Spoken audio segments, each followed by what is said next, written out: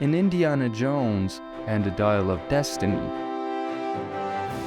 the filmmakers tried to bring back the spark that made the original films so beloved, both through the story and its presentation on the screen.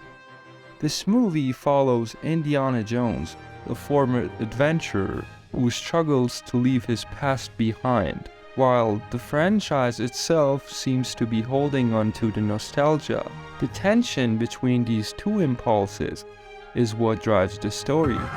He's retiring as a professor, and he's about to stumble into an adventure.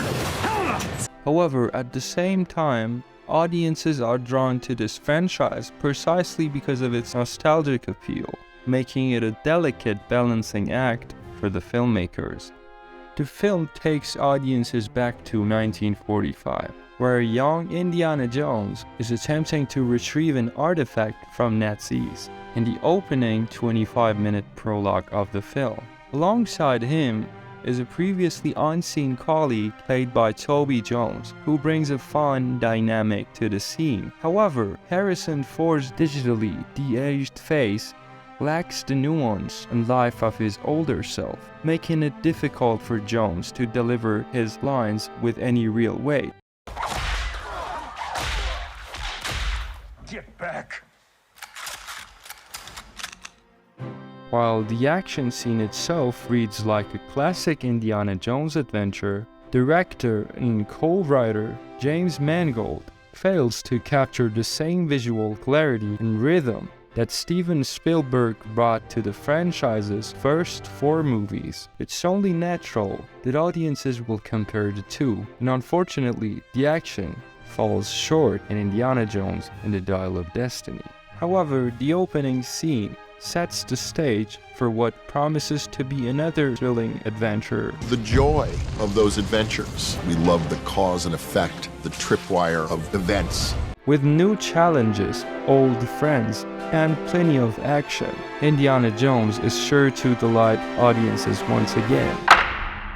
Despite beginning in an interesting place, Indiana Jones and the Dial of Destiny suffers from a lack of clarity in its dark and foggy settings. The murkiness of the visuals makes it difficult for audiences to fully experience the adventure promised by the film. At least, the story has an intriguing starting point, taking place in 1969, concurrent with the Apollo 11 moon landing. However, Indiana Jones himself is stuck in the past, still teaching archaeology despite feeling miserable. This sets the stage for a personal journey of self-discovery and growth. Unfortunately, the lack of visual clarity and pacing issues make this latest installment in the Indiana Jones franchise feel distinctly unadventurous. Despite this, fans of the franchise will undoubtedly be excited to see what new challenges and obstacles await the beloved hero, and what kind of exciting adventures will unfold on screen.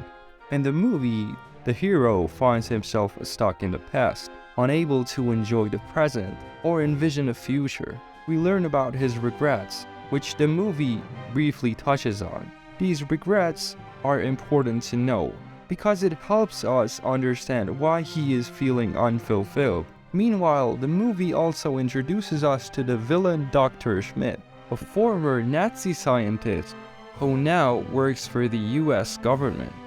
He stands in sharp contrast to Indiana Jones and provides a formidable challenge for him. While the movie offers some character growth, it fails to explore the story in a way that is compelling, and the action sequences lack excitement. Nonetheless, if you are a fan of Indiana Jones, you will want to watch this movie.